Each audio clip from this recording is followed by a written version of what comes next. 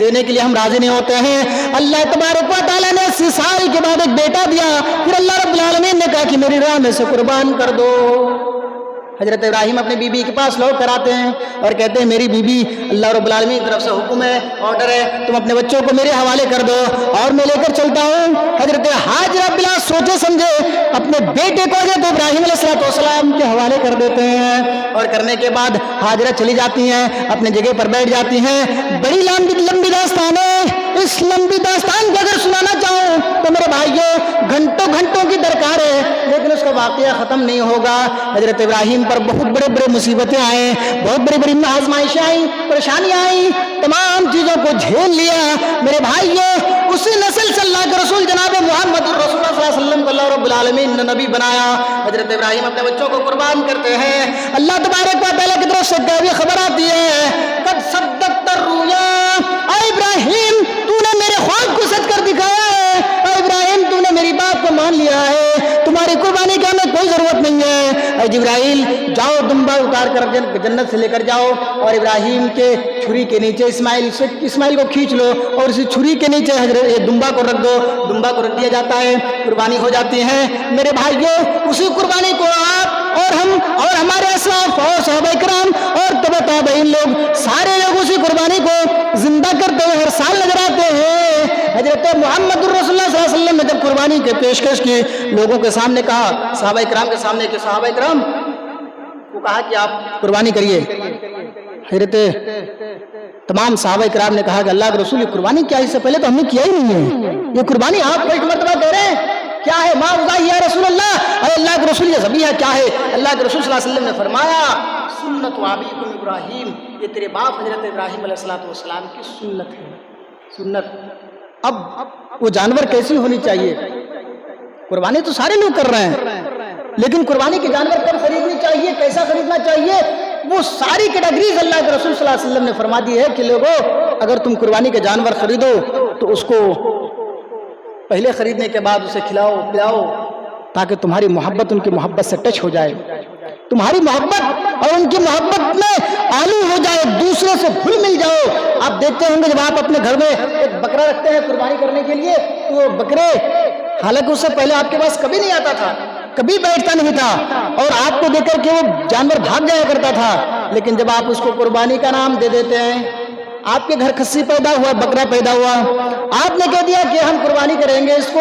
وہ جانور کا دل آپ کے دل سے مائل ہو جاتا ہے اور محبتیں ہو جاتی ہیں، وہ جانور آپ کے بستروں پر بیٹھ جاتا ہے، وہ جانور آپ کھانا کھا رہے ہیں آپ کے کھانے کے پاس بیٹھ جاتا ہے، وہ بھی اسی پلیٹ سے کھانا کھانے لگتا ہے۔ اتنی محبتیں اور اتنے پیار بڑھ جاتی ہیں میرے بھائیوں۔ اللہ کے رسول صلی اللہ علیہ وسلم نے فرمایا کہ جب تم قربانی کرو تو ایسا لگے کہ ہم اس جانور کو نہیں بلکہ ہمارا دل کٹا جا رہا ہے، ایسے محبت تمہارے اس جانور سے ہونی چاہیے۔ آج تو 10 دن بچا ہوا ہے، 12 دن ہے، 8 دن ہے، اس جانور خرید کے لا کر کے اس کو قربان کر دیتے ہیں۔ میرے بھائیوں پہلے جانور خرید لیجئے اور موٹا تازہ ہٹے کٹے جانور کو خریدیے۔ بہت سارے لوگ بتاتے ہیں کہ مولوی صاحب اگر ہم ہٹے کٹے جانور خریدتے ہیں تو وہ جانور کل قیامت کے دن پلسرات میں پار ہونے کے لیے کام آئے گا۔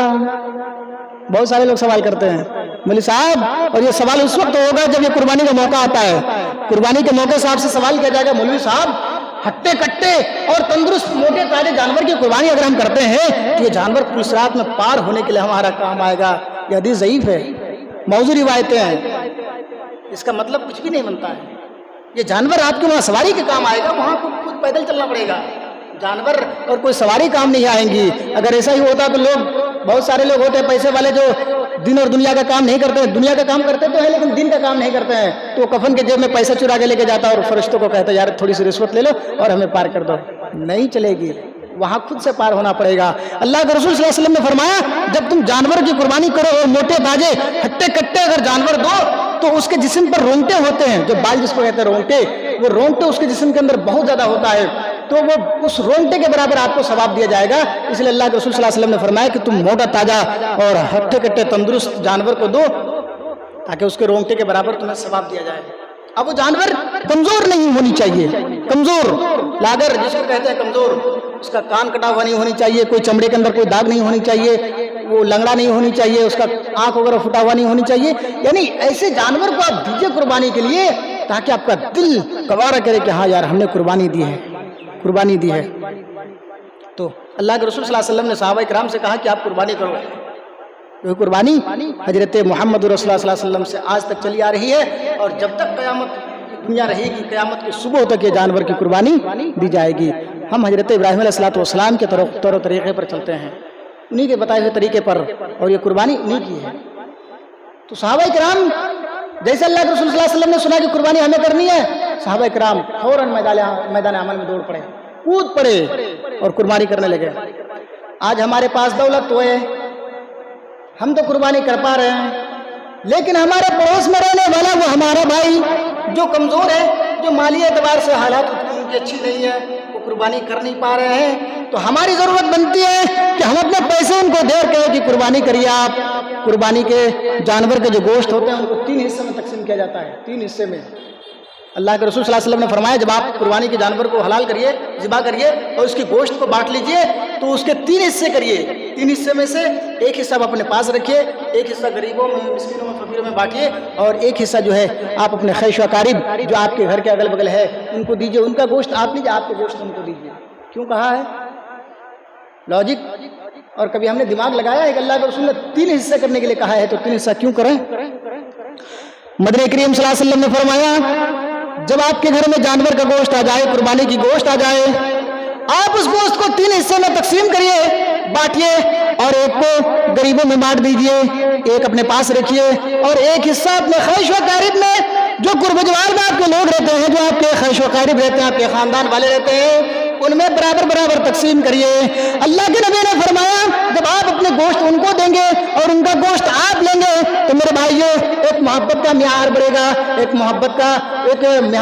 استوار ہوگی، اور اس سے ایک محبت بڑھے گا۔ آپ کے گوشت ہمارے گھر میں آیا، ہمارا گوشت آپ کے گھر میں گیا۔ اگر لوگ یہی کرنے لگے کہ ہم اپنے گوشت جو ہمیں ملا ہے وہ ہم اپنے پاس رکھیں گے، اور جو ہمارے بھائی کا ہے وہ اپنے پاس رکھے گا، تو اس میں مزہ کیا آیا ہے؟ اللہ کے رسول نے فرمایا کہ آپ اپنے دوستوں کو کھلائیے، دوست کے گھر جائیے، خود کھائیے، اس کو بھی کھلائیے، تاکہ ایک محبت کا ایک معیار اور محبت بڑھے اور محبت کا ایک پیغام جائے۔ یہاں تو الٹی گنگا بہ رہی ہے، جتنا گوشت آیا خود ہی رکھ لو یار، خود ہی رکھ لو۔ اب وہ چھوٹے بچے جو غریب لوگوں کے ہیں، جو قربانی نہیں کر پا رہے ہیں، جن کے گھروں میں قربانی کا جانور نہیں ہے، ان کے دلوں کے اندر بھی تو یہ تمنا ہے، یہ خواہش ہے، یہ آرزو ہے، آئے اللہ اگر ہمارے پاس پیسہ ہوتا، ہمارے پاس دولت ہوتا تو میرا باپ بھی قربانی کا جانور رکھتا اور قربانی کا گوشت ہوتا تو ہم کھاتے اور ہمارے بھائی بہن سارے لوگ کھاتے۔ ان کی بھی تو طرف ہے، ان کے دلوں کے اندر بھی تو یہ جذبہ ہے، یہ شوق ہے۔ میرے بھائیوں آپ گوشت کھا رہے ہیں، وہ ہمارا یتیم بچہ جو غریب ہے، جو کمزور ہے، جو لاغر لوگ ہے، وہ تو بیچارہ دیکھ رہا ہے کہ کہیں سے آ جائے تو ہمیں کھانے کے لیے مل جائے۔